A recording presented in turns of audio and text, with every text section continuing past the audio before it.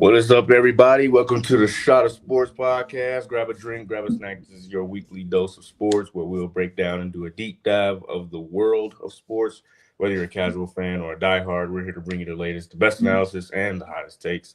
I'm your host, Jalen Nicholson Bourne. Share, subscribe, and even comment. Smash the like button for us and tap the notification bell on the right on the side so you can be notified whenever we drop so you won't miss one. Today we got on the cast Nazir Spencer, Yo, Drew Best.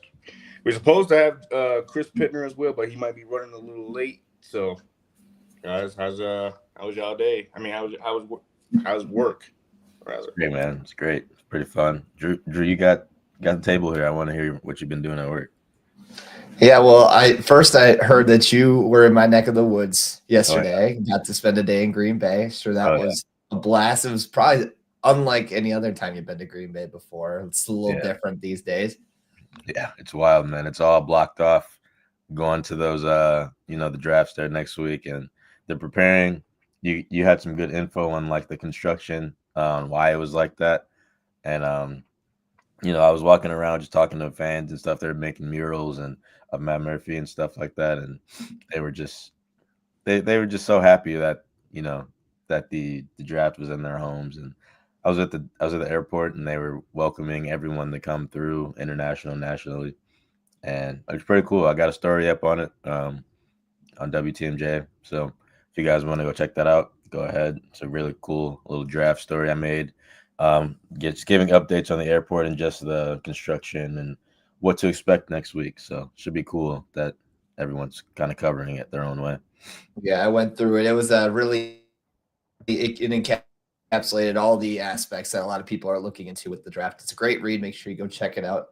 And while we're plugging things, I did an interview with Mike Greenberg with ESPN earlier this week. He talked about just how exciting it is that the spectacle of an event is going to come to Green Bay.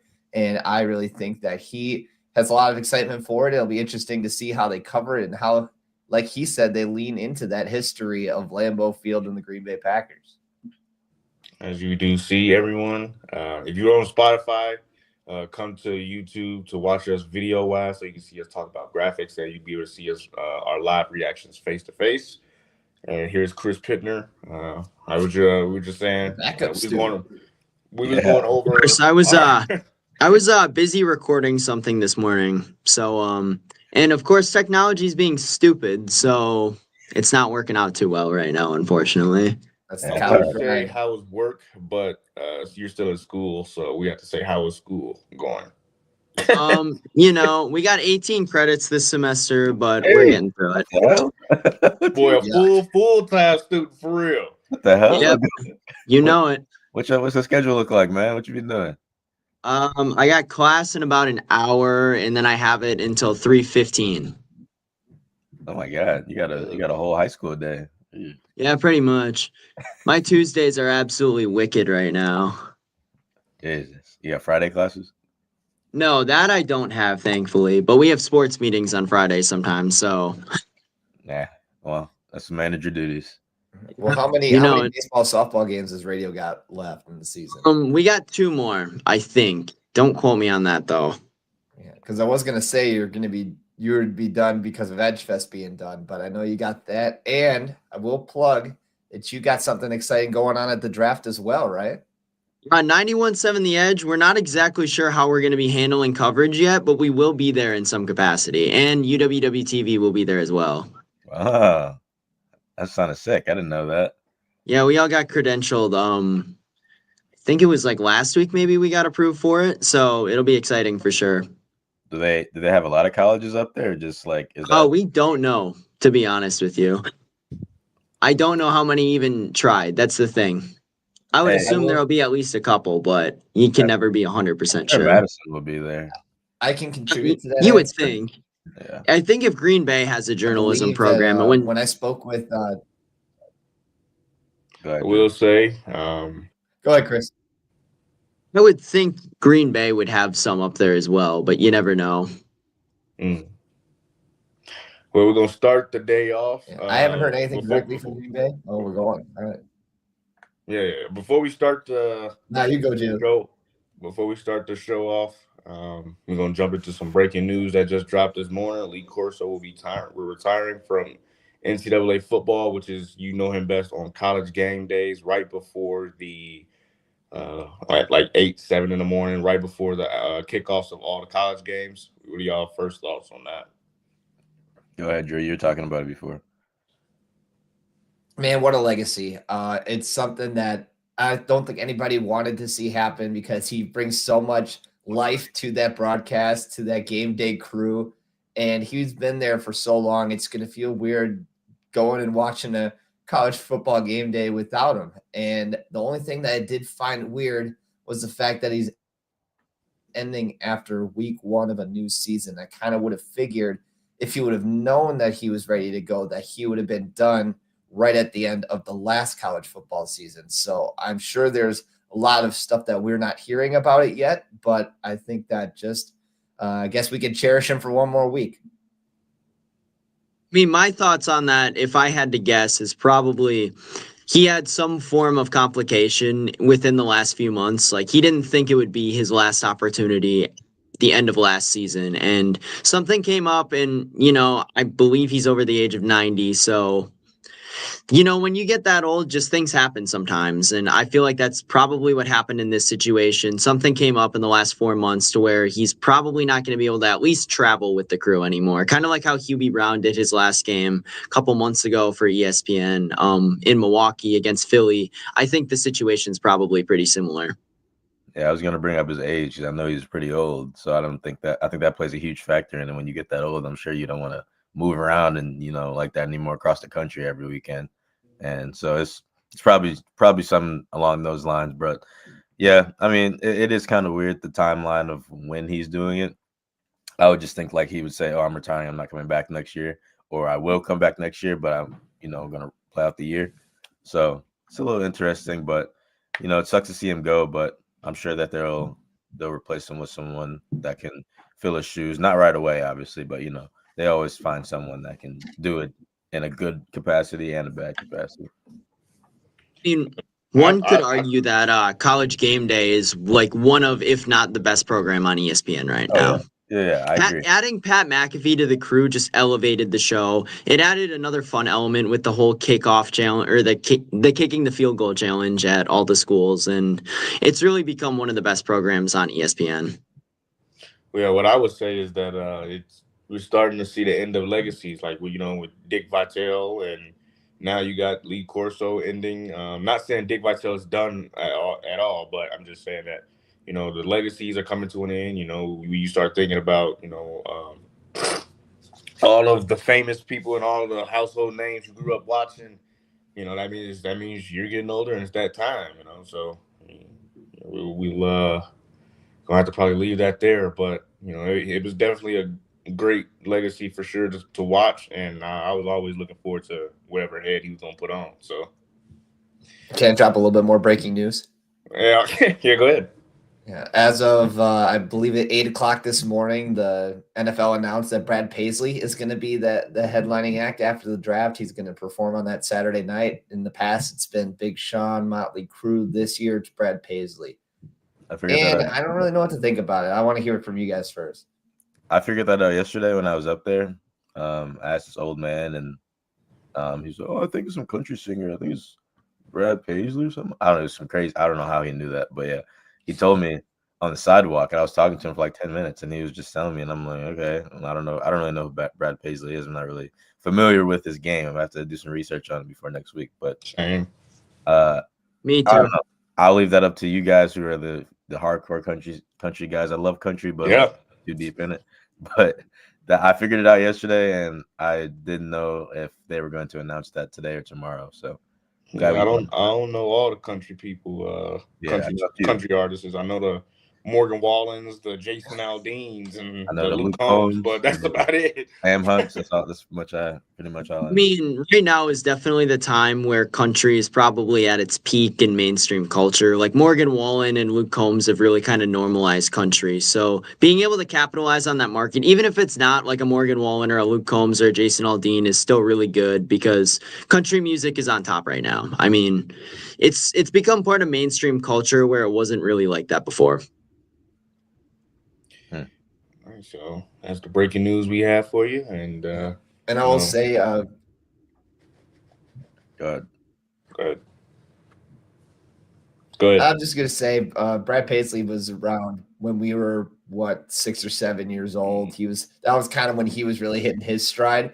So it's pretty easy for us to have maybe passed on that stuff. But I mean, I've went back and listened to some of his stuff, and it's pretty exciting. And really, it's top tier country from that time. So I am going to be going to see him in August though with my girlfriend. So I will be holding off at the draft.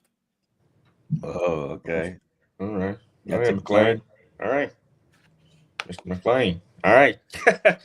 So we're Shout going to out run McLean. into our, yep. We're going to run into our first topic right here. The NFL draft is a week away. Yeah.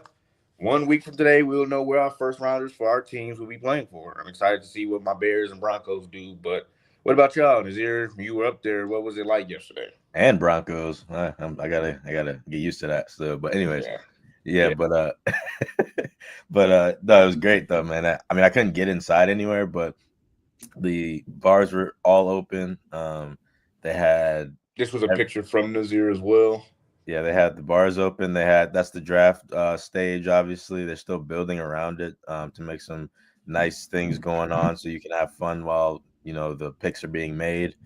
They have this draft room as well, where they're gonna have obviously all the people picking where they want to pick, who they want to pick, and it's gonna be like a huge place of just coaches and other employees on the teams in there with the players. And obviously, there are going to be people across in their stadiums, in their draft rooms. Like I assume a lot of West Coast teams are probably going to, or Southern West Coast teams are going to be at home watching the draft and calling in, and having those players get the great news. But up there, it's great, man. I've never seen anything like it because it's never been like around here before.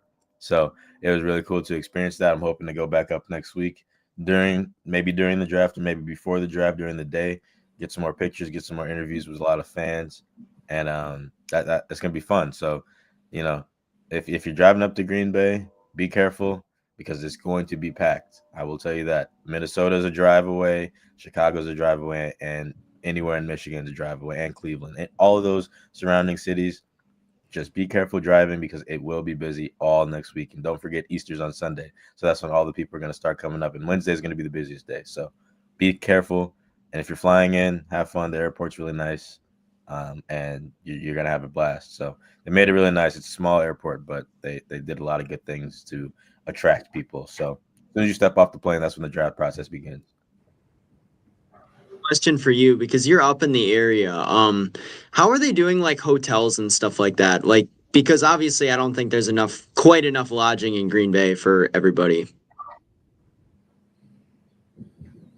Well, it's been interesting. I think that a lot of the work, I mean, here's the thing that a lot of people have to consider is a lot of these hotels rather are hosting NFL workers and people who are coming in for the draft, hosting prospects, workers, pretty much anybody who's involved in that stuff. The NFL booked right away.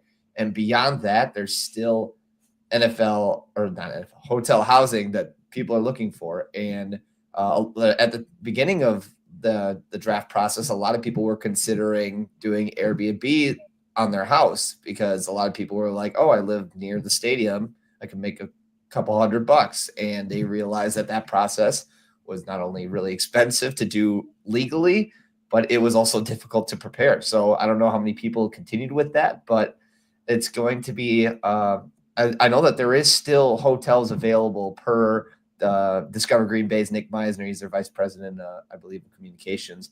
But there's still a lot of stuff available, but it's going to be for a hefty penny.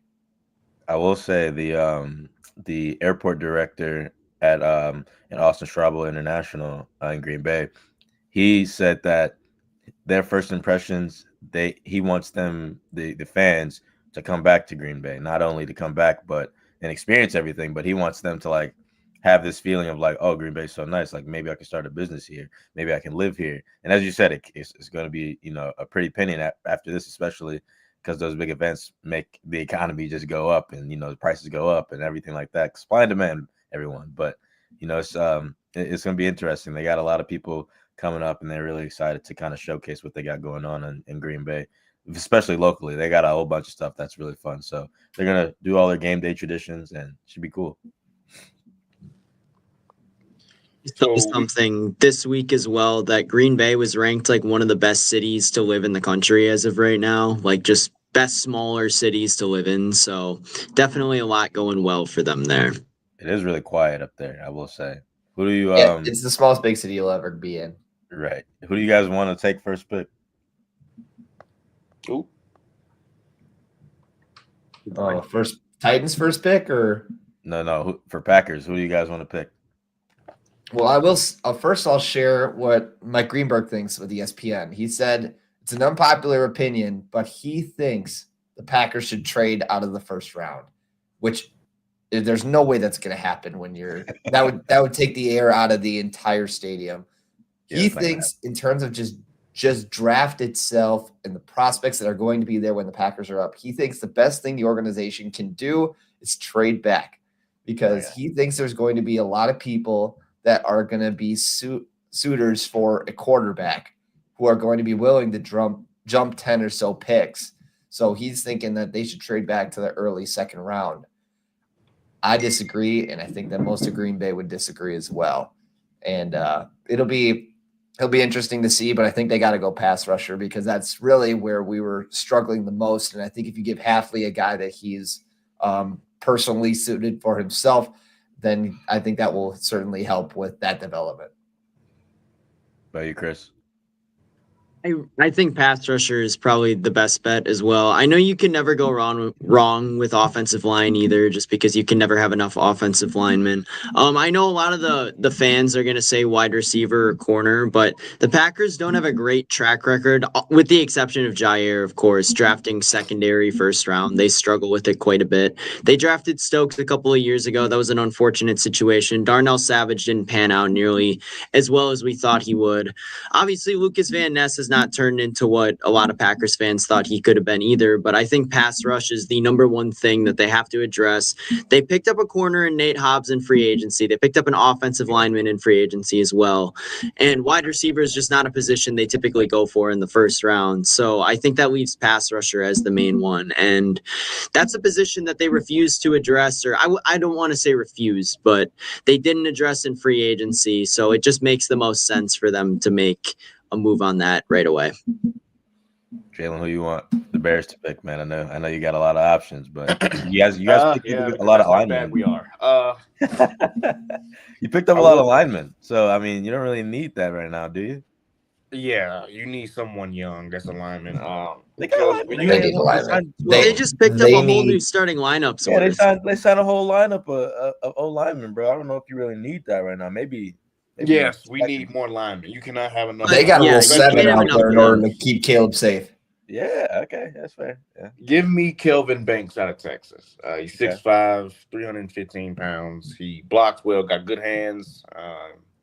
He ran a 40-yard dash of 5.16, so it's not really like you don't really care about the dash for linemen, but he does have a 32-inch vert, so I will say that. But I mean, he's athletic. I want him to be. I don't know where would I put him at. I think I would probably put him on the guard spot. Put him on guard. Try to see if it works, but if not, just leave him at O tackle. But yeah, we need more linemen. We don't need another running back. We got 2 of them. You can always get another running back in like round 2 or 3. You want Genty?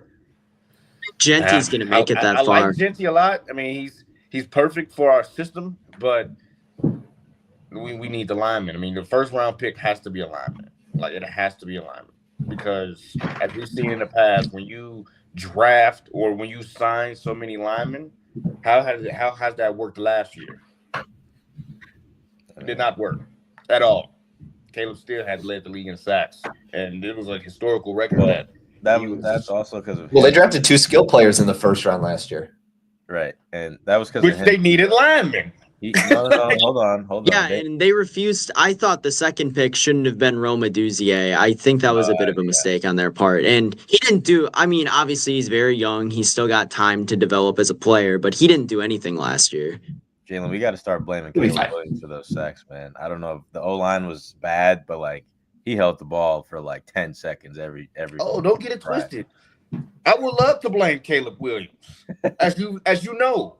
Okay, well, that's what I'm saying. Like having those linemen, those good linemen, those experienced linemen now, like it's all up to Caleb now, in my opinion. Yeah, now it's up to Caleb, but I think you still need some linemen for him to grow with, to have like for him to The ball stuck know to that like he's nail gonna gun. be there for a while, you know.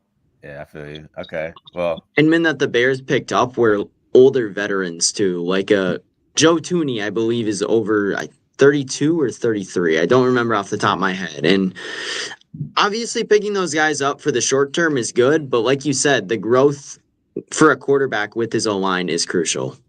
When I you can look agree with at Josh Allen, he's grown with his linemen. When you look at Lamar Jackson or even Jared Goff, they drafted linemen, or the linemen were there already. The line was there. And I love what Ben Johnson is doing, address the trenches. Because that is what we've been preaching to this organization for about the last 50 years.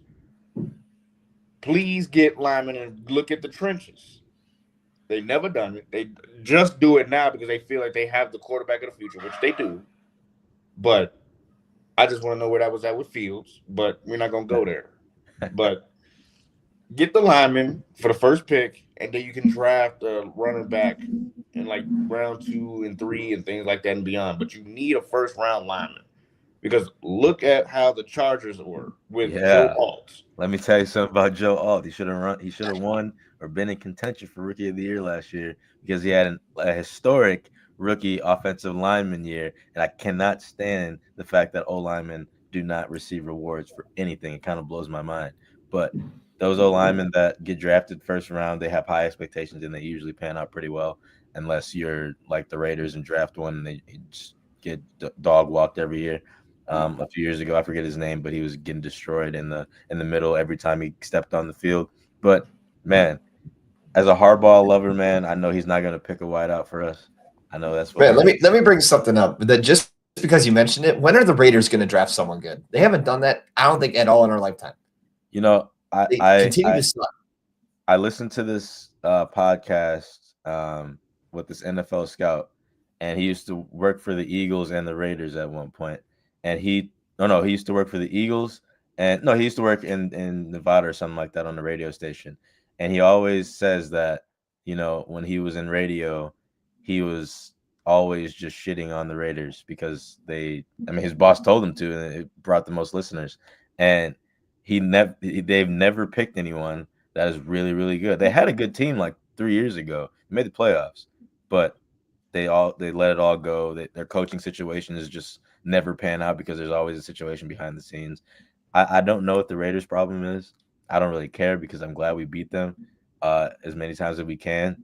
So I'm hoping they continue to not do that, but they did just pick up Geno Smith, so maybe that'll help them out a little bit at quarterback. But as a hardball lover, I know we're not going to get a receiver.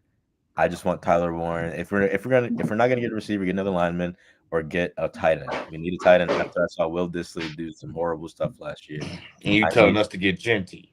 Hey, I would love Genty too. I would love Scatabo too. Oh my goodness, either one of those. They would be very. Genty's going to go to the Raiders at 6. It seems like a Vegas type move, if you know what I mean. No They're way. not going to take Genty. No way they go. I don't know. We were talking about this on Hawk Talk on Tuesday, and all of us were in agreement on that. No way they're going to take someone who is supposed to be taken on day 2. Yeah, that's how they always do it. Yeah, there's no way they take Ashton Genty in a top 10. No way. It's not gonna happen. They don't value anybody. As for my Broncos, they need to get Amarion Hampton.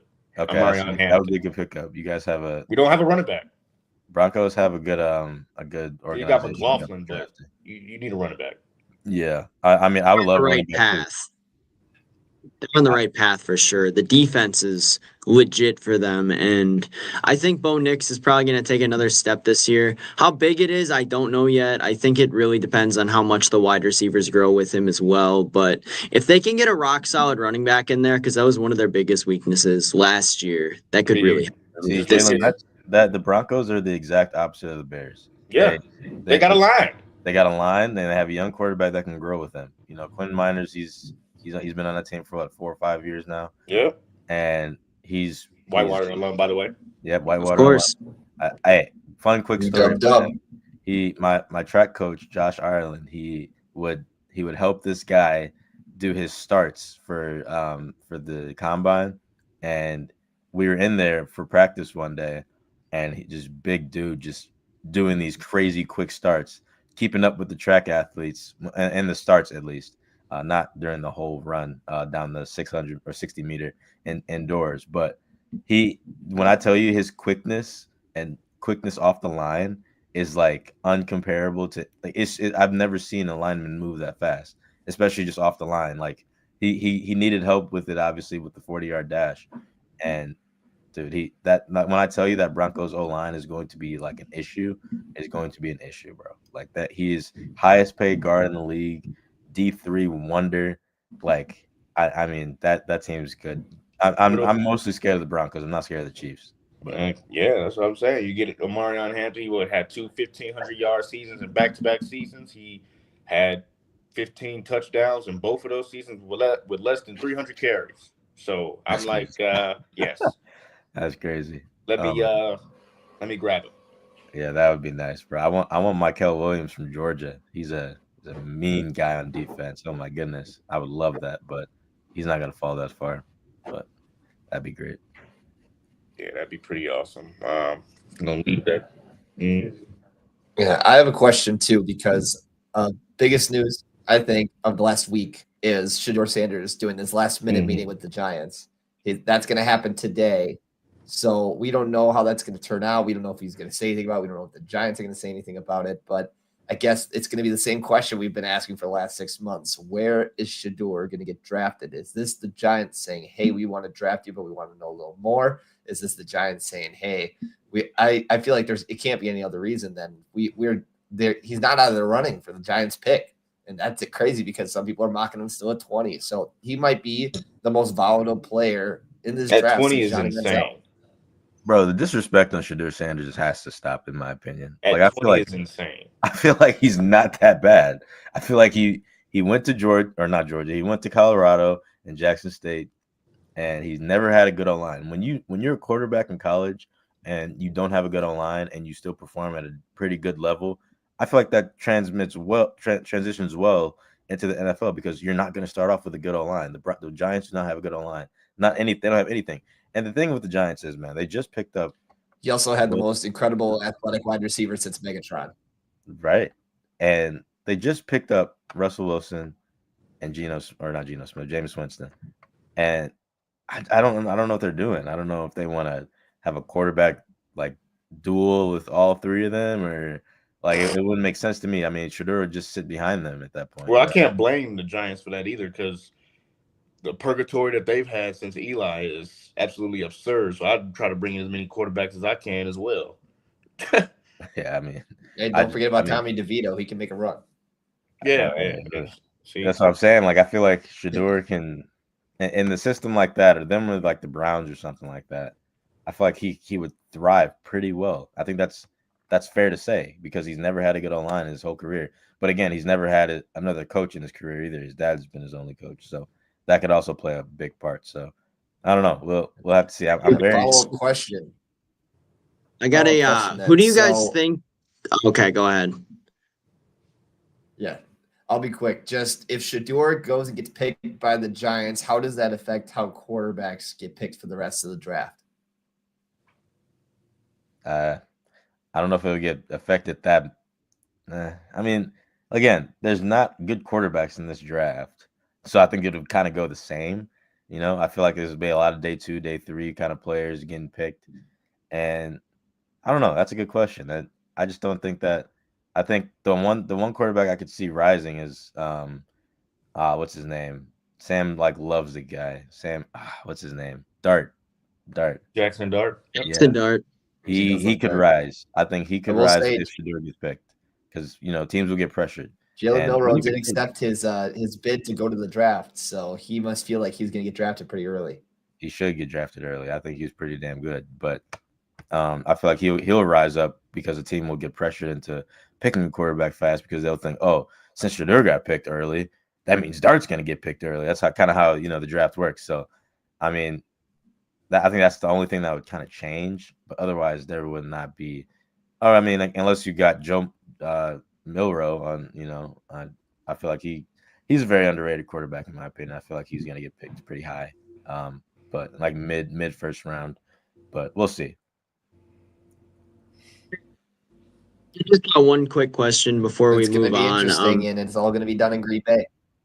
Yes, Of sir. course. Who do you guys think the Titans draft at 1? Because we were debating this on Tuesday on our Yeah. show, and I feel like they should go for best available player and wait another year for quarterback and just kind agree. of see what happens this year. I agree. However, I don't think that's what they're going to do. I think they're Yeah. going to draft another quarterback. Yeah, It's Cam not- Ward is the obvious answer, They or should not Shedeur draft him. Sanders. They don't need Travis Hunter. What do they? Don't they got Calvin Ridley? Bro, they need defensive pieces. Their defense is already good. If they build on They their put him at defense, corner. if you get Travis Hunter with that defense and you can have an offensive weapon as well in him and just build off of Mr. Mayo at their quarterback position for the year, bridge quarterback. I mean, I feel like that's the best option. I mean, build on the defense. Him, Travis Hunter, or what's his name? I would if I was strictly get defensive guys though, because because there's If no you get way Abdul that Carter- Travis Hunter can. I'm not saying that he can't, but I've been seeing a lot of rumors that a lot of coaches don't want him playing both sides of the ball. Well, that's the thing. Ryan Clark made a good point on this. If you're drafting Travis Hunter, he's not going to be good at one position. He's going to be good at both. If you play both of them, that's where he stands out the most. Him playing just wideout, you're not going to feel comfortable of him going across from like Cam Ward and being able to beat him the entire game. And flip side, you're not going to want him going on like Jamar Chase and him guarding him and being comfortable with that the entire game. It's not going to happen. If you flip both positions with him and have him play like he plays, I feel like that would benefit you more. And I feel like the Titans can do that because they don't have a lot of expectations. They can try a lot of stuff. So, I mean, either him or Abdul Carter, I wouldn't mind. Yeah, that'd be pretty. Oh, Abdul Carter might be interesting as well. I feel like that's a good opportunity for them. So that's just me. Well, we're gonna jump into our next one, possibly our last one, because we're gonna have a lot of discussion on it. The NBA playoffs are here, and the NBA play-in tournament has started, and we have our final matchups from it. The Magic had beaten the Hawks to take the 7 seed, so did the Warriors down in the Grizzlies. In the 9-10 matchups, the Mavericks eliminated the Kings last night, 120-109, and the Heat eliminated the Bulls, 109-90, like I told y'all they would. The battle for the 8th seed will be with 2 10 seeds, actually. That's pretty shocking as well. Hawks will host the Heat tonight at 7 p.m. Eastern time, and Grizzlies will host the Mavericks right after at 9:30 p.m. Eastern time on TNT. What stood out to y'all? Like I said, I will say, like I told y'all on Tuesday's show, the Bulls will lose. Go ahead. Hey, man. Dude, so I thought about hitting freezing cold takes last night, seeing if they would give me the free clout just for being god awful with my picks. But I saw the Bulls as I saw them better as the 9 seed, like better than the 9 seed is how I'll put it. They were playing incredible the second half of the season, especially with Giddey and Kobe White just going nuclear. Matas Buzelis really stepping up for them as well. I overlooked Miami. I made a mistake on that one. Tyler Hero went nuts last night. 13 of 19 from the field, 38 points is just ridiculous. And you can never count out Miami, no matter how down bad you think they are in the postseason.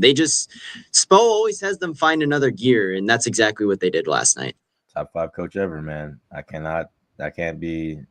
this all the time, man. I always doubt Spo, and he's my favorite coach in the league. I don't know why I do it, but I just doubted because the roster was just not in place anymore. And with Jimmy out, I just did not believe in it.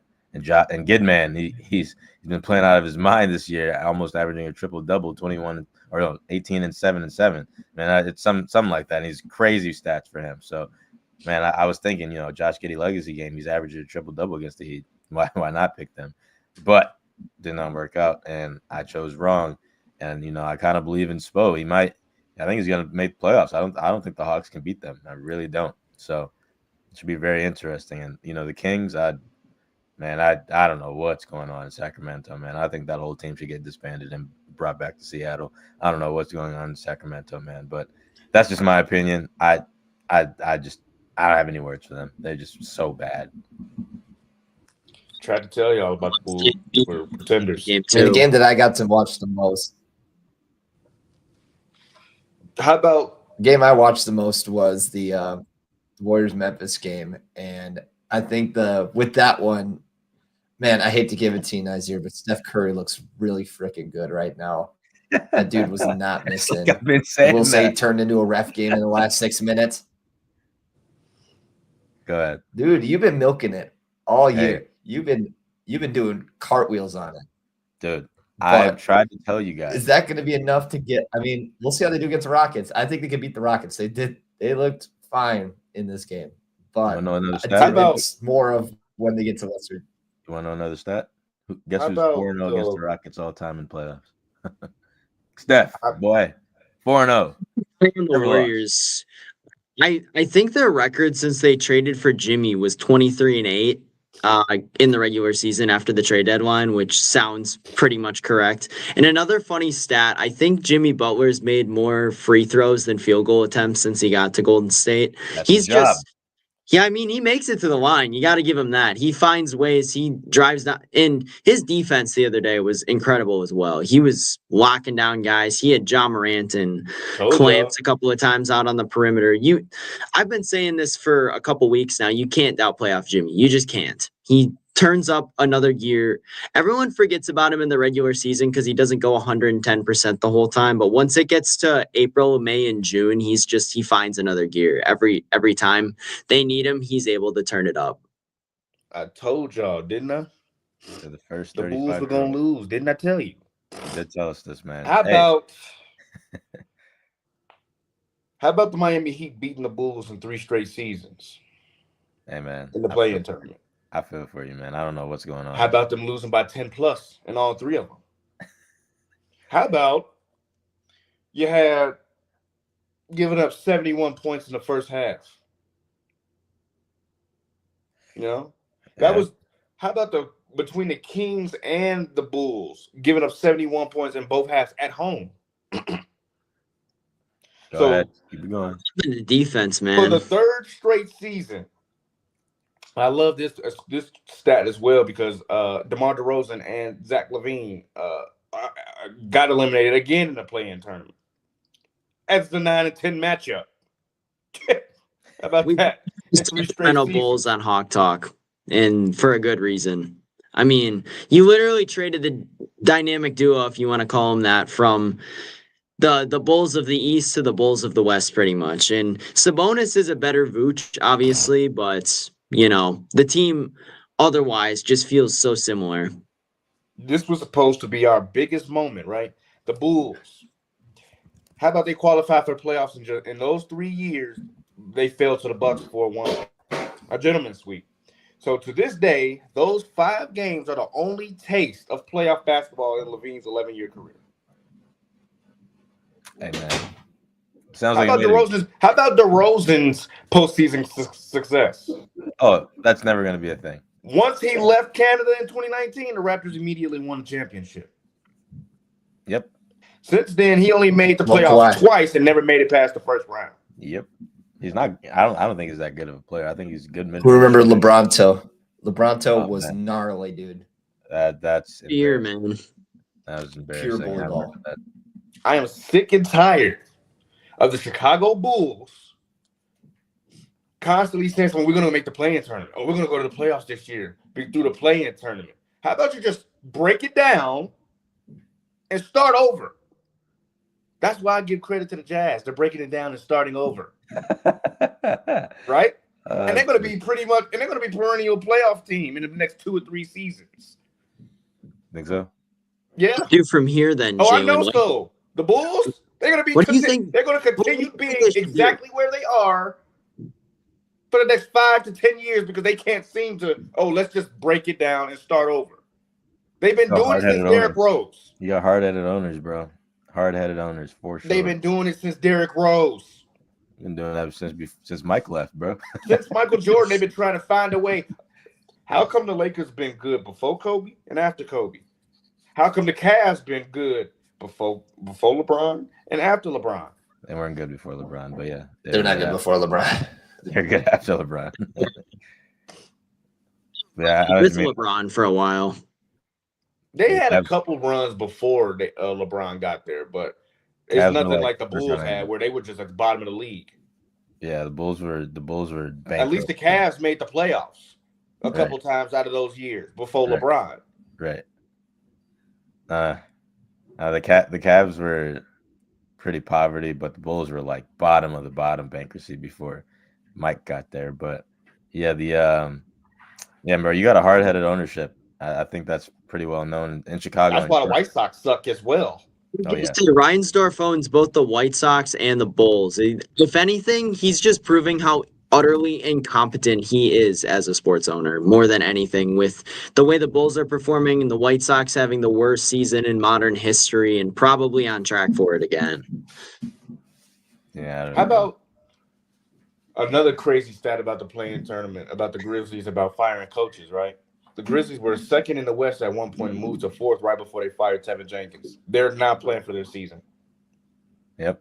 I didn't understand it. It didn't make any sense to me. I understand if you don't like a coach, bro, but like at least thug it out for the rest of the year. You know what I'm saying? Like the Kings were top 6. Yep. they were hooping too. They're eliminated. They were really nice for a little bit. And now they suck. They're gonna go out in the first round too. Oh yeah. The Mavericks are Nico Harrison's looking good right now, guys. What's going on? I would not say that. No. If he wins tomorrow, then what? If he wins tomorrow, they play tonight. I think. They play tomorrow. They play tomorrow because they just played last night. But yeah, if the Mavericks beat the Grizzlies in Memphis somehow, without Kyrie, without Luka, without any other injured players they just have AD and Klay Thompson and Derek Lively. Well, Daniel Gafford's back too. I think the majority of the core, PJ Washington was playing again last night. It's pretty much just Kyrie that's out at this point. They were a lot healthier than I thought they were. And looking at the box score, I wasn't able to catch the game, unfortunately, but I was shocked at how much more healthy they were than they were even a couple of weeks ago. And it makes sense why they were able to actually compete in and win that game. Anthony Davis looks like he wants to play basketball again, which is a good sight. Pretty cool. Go ahead, Drew.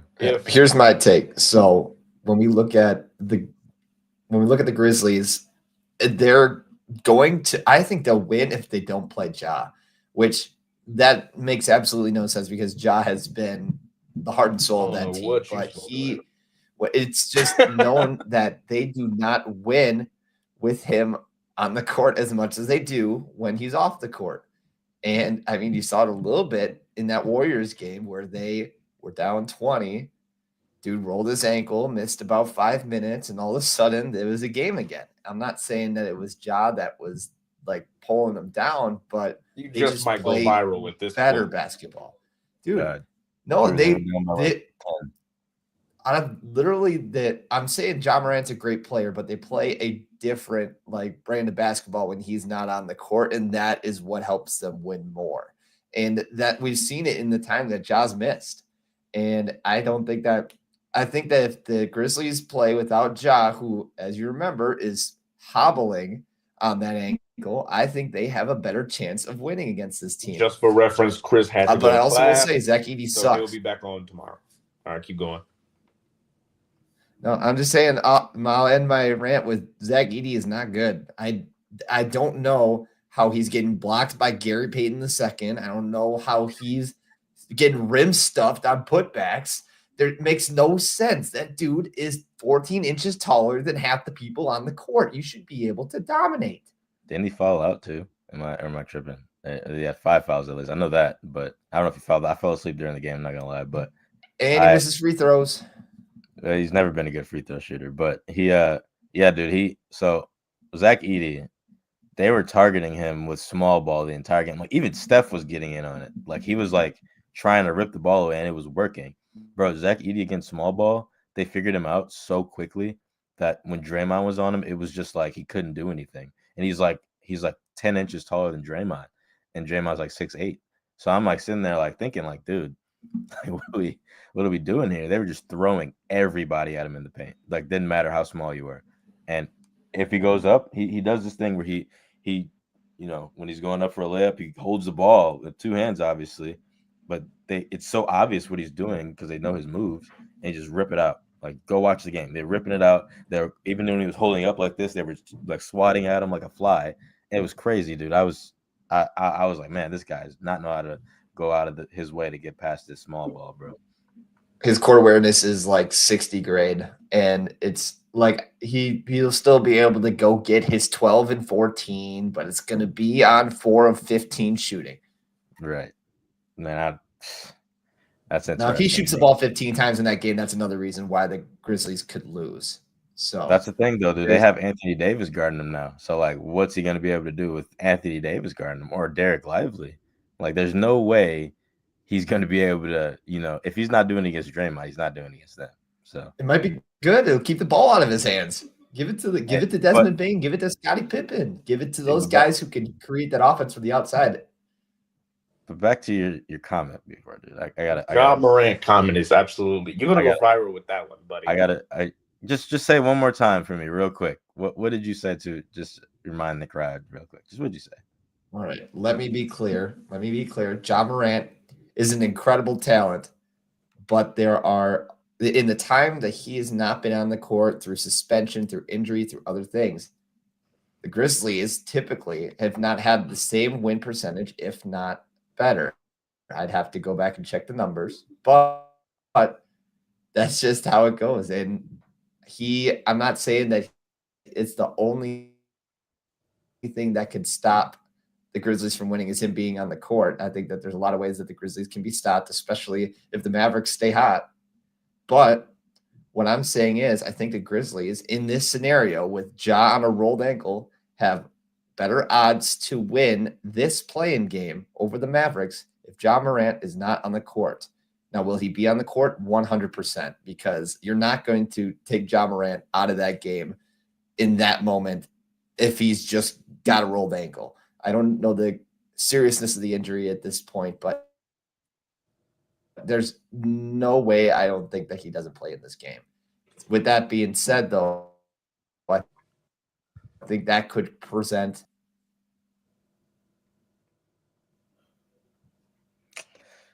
Okay. Okay. Hold on a second, man. Because from my understanding, the Grizzlies lost by on the last second of the game. Okay. When Ja wasn't in, yes, they went on that little run because Desmond Bain was unguardable for some reason. But when Ja's on the court, it creates an energy to the other team and intimidates them a little bit because they know what he can do. His abilities to dunk on people. I know he doesn't do it as much anymore, but his ability to be able to be a great finisher, he can shoot from anywhere. He can pass out of his mind. He can play a little bit of defense as well. Ja Morant is a superstar talent.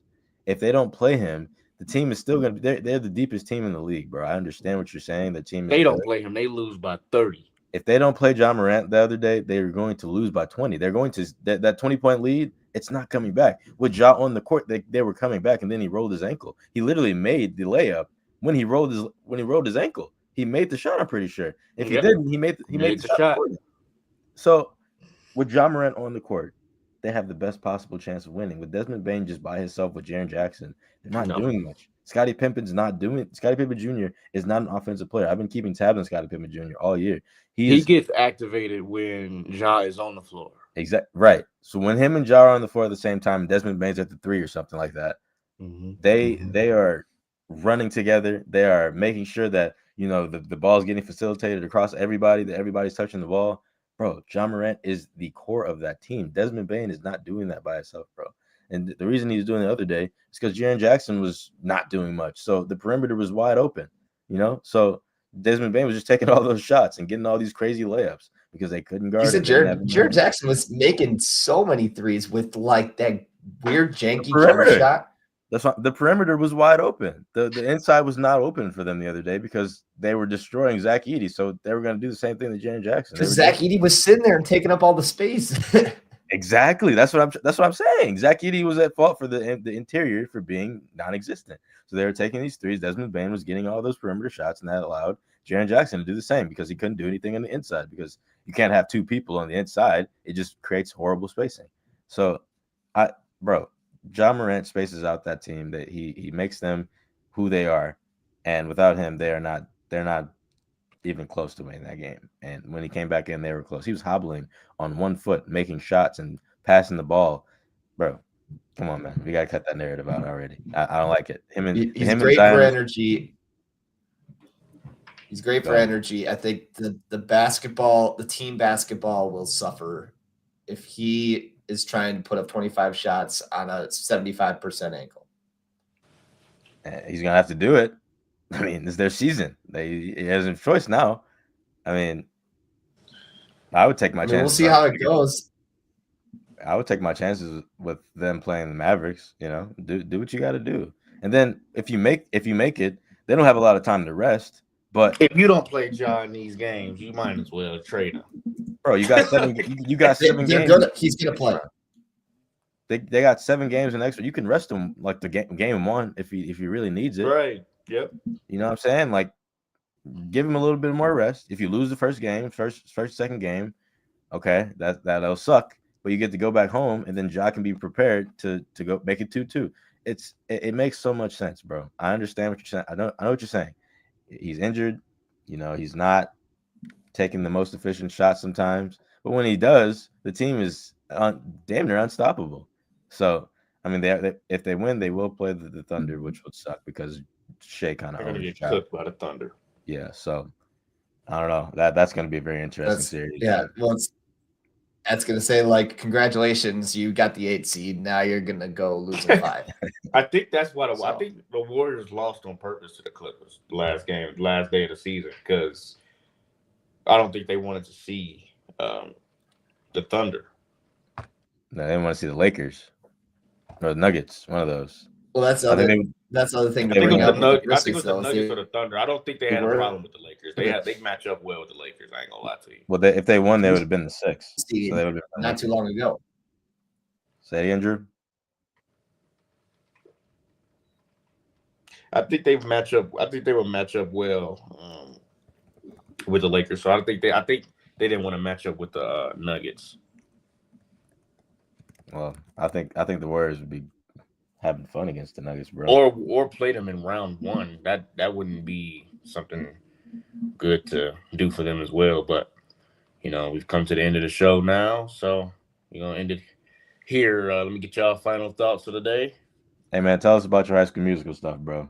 Let it out. I want to hear. So I went to high school. I went to the East High yesterday.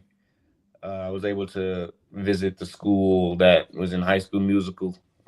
So I felt like Troy Bolton a little bit, and I mean it was pretty nice. I got to see Sharpay's locker. I got to see the auditorium where Troy Bolton and Sharpay was learning how to sing, I guess.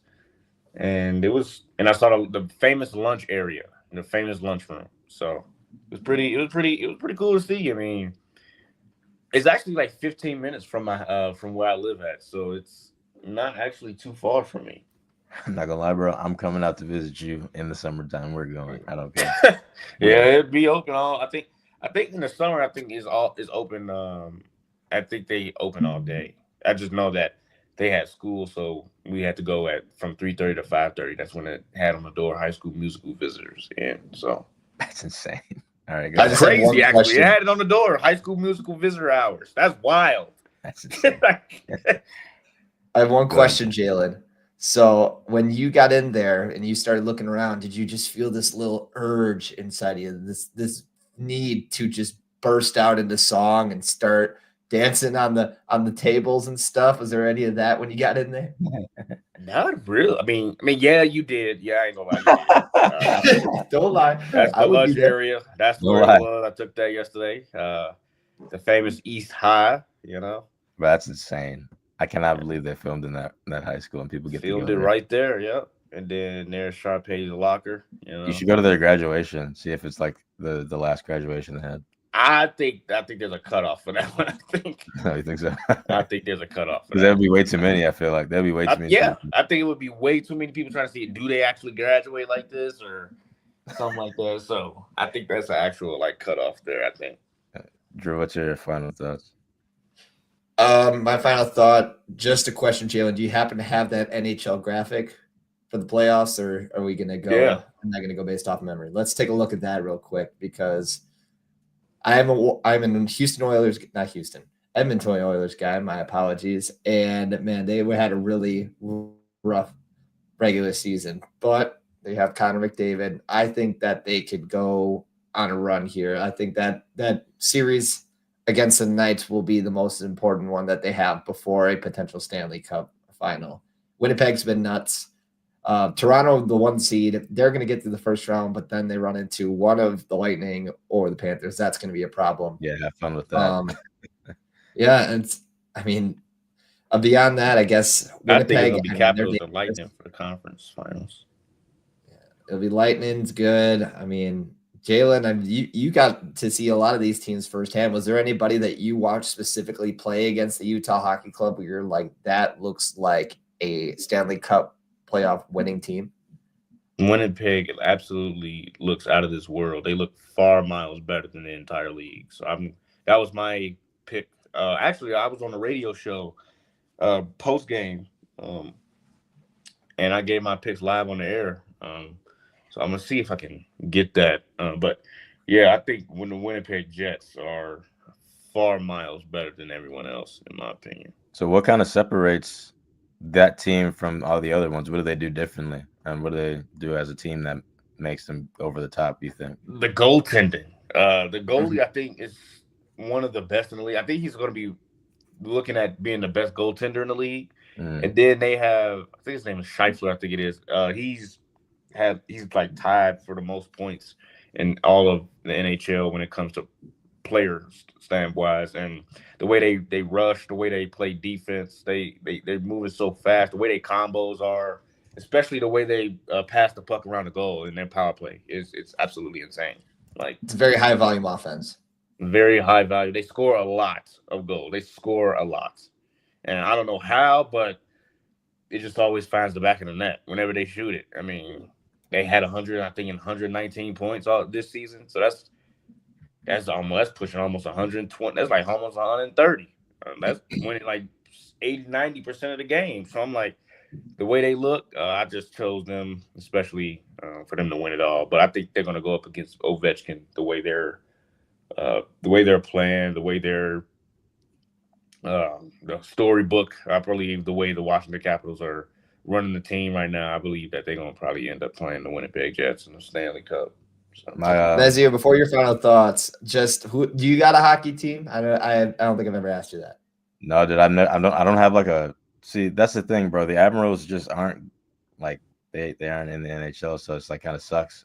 So I don't really have like a set hockey team, but I just love watching it. You know, in my like side time when it's on ESPN, I just kind of view it and I'm like, okay. Or when I'm at work, it'll be on. Like, yeah, it's just when I'm at work, when I'm leaving work, I'll sit down on the couch and just kind of watch on the big screen, like baseball or hockey, one of the sports that I'm not like too familiar with. I'm obviously more familiar in baseball than hockey, but when I'm watching it, I just love it. And I love learning more about it, and it's so cool. I love watching those YouTube videos and like the history of some sports and kind of get the grasp on like who's the best of all time and who's not, and what's the arguments there, and who's going to be the rising star. So that I don't have a set team. I will get back to you on that. Maybe I'll pick one this next season. I think that's what I'm going to do. Actually, I'm going to look through all the teams and see which ones that I really want to support and see if they can make a run eventually, and maybe I'll go to one of their games. But your final thought better be saying hi to Giannis.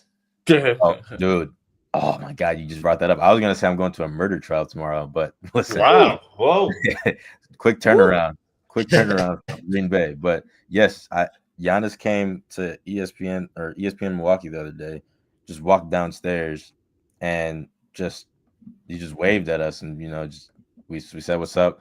Well, for reference, guys, 620 WTMJ is like right down the hall from the local radio station, The Truth, which is like this all black podcast where they talk about black culture and their issues and the issues going on in MPS and all the other stuff, all the fun stuff in Milwaukee. But ESPN Milwaukee is like right in the middle. It's in the same underground hallway.